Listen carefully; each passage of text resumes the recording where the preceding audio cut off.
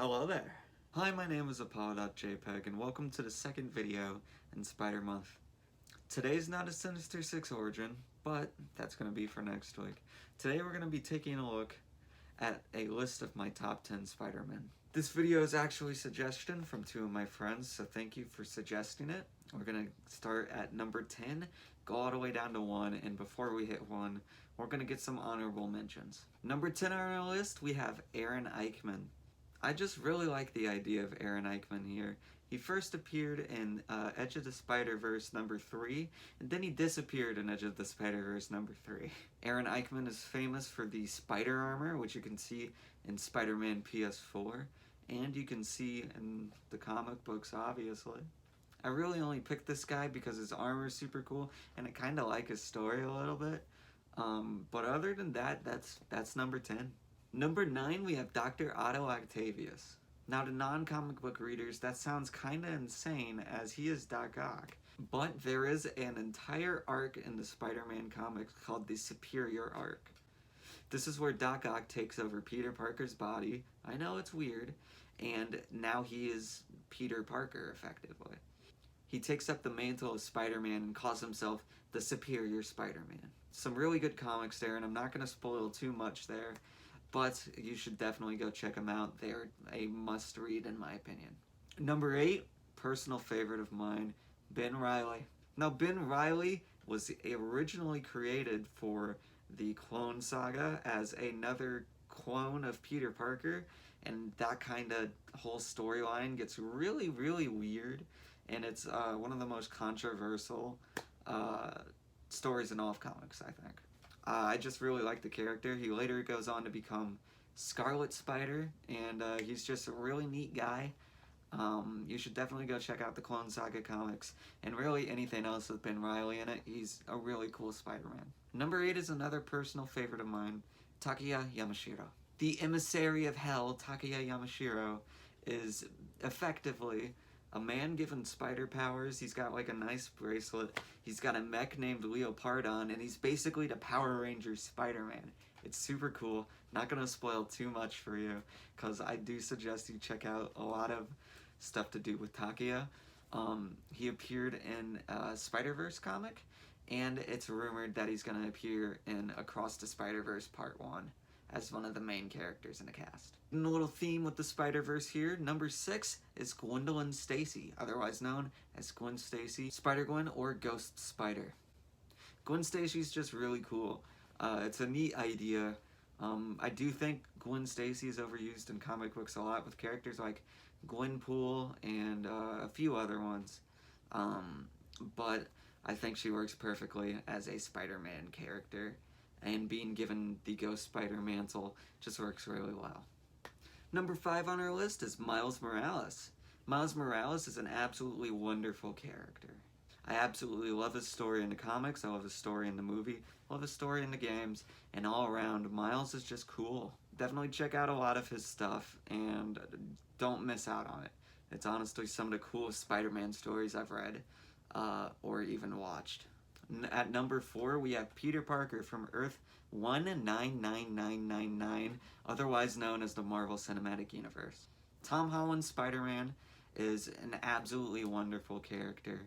Although I do disagree with a few things, I do think that overall he is a very good character, and I cannot wait to see more come from his character, especially in a movie like Spider-Man No Way Home, Spider-Man Freshman Year, I think is it called, and even more. I'm just really excited to see what Tom has to bring to the table in terms of Spider-Man. At number 3, we have Peter Parker from Earth 1048.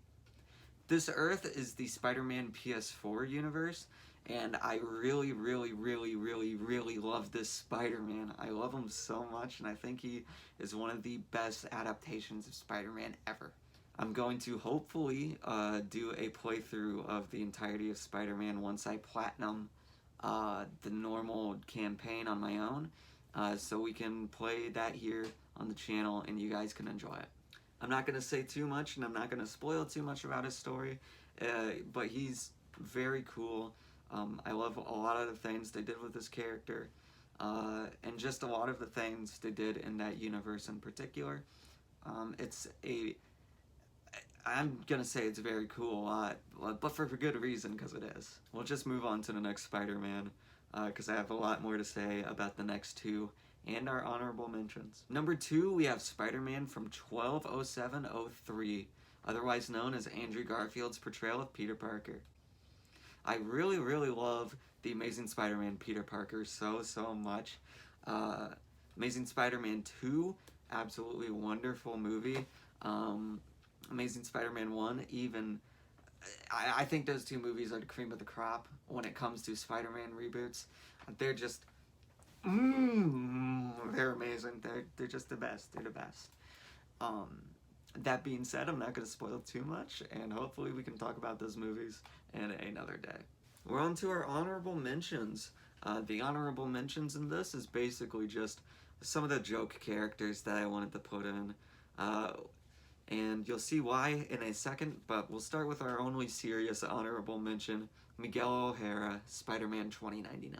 Spider-Man 2099 is a deeply complex character, and although I don't know too much about him, that's why he's in the honorable mentions. I really only know his stuff from Shattered Grid and the small appearances he's made in TV shows such as Ultimate Spider-Man with their Spider-Verse arc, and hopefully I get to know him better soon, as he is going to be in Across the Spider-Verse Part 1. Our second honorable mention here is Spider-Monkey.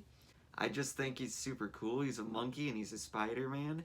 Two of my favorite things put together in one character. I mean, it's Spider-Monkey, man. And our final honorable mention is Stan Lee himself. Stan Lee has only appeared in the Spider-Geddon arc in the comics, which is basically a multiverse Spider-Verse event where they had to team up to fight the Inheritors, a group of people who want to kill spider totems, which is a whole nother thing to get into that I might make another video on.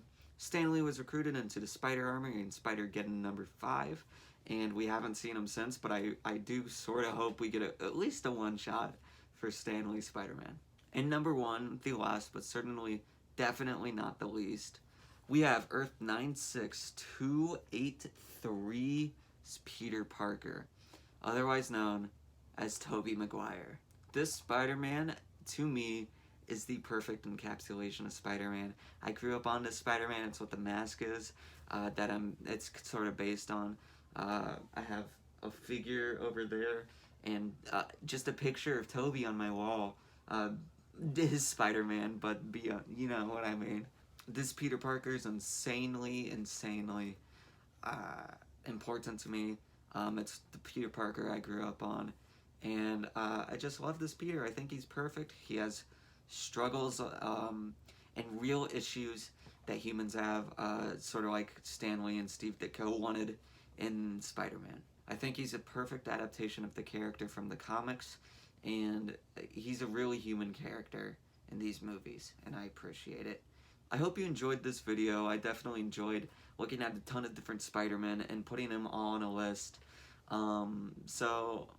If you enjoyed this video, hit the like button if you want to, subscribe if you would also want to. It's free and you can always dislike or unsubscribe anytime. Leave a comment if you want. Tell me what videos you would like to see in the future, or you could just not. That's perfectly fine too. Thank you for watching.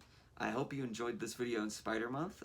Hopefully Friday we get another Sinister Six origin, probably Doc Ock or Green Goblin maybe, but only time will tell. Thank you for watching, drink your water, and I'll see you in the next one.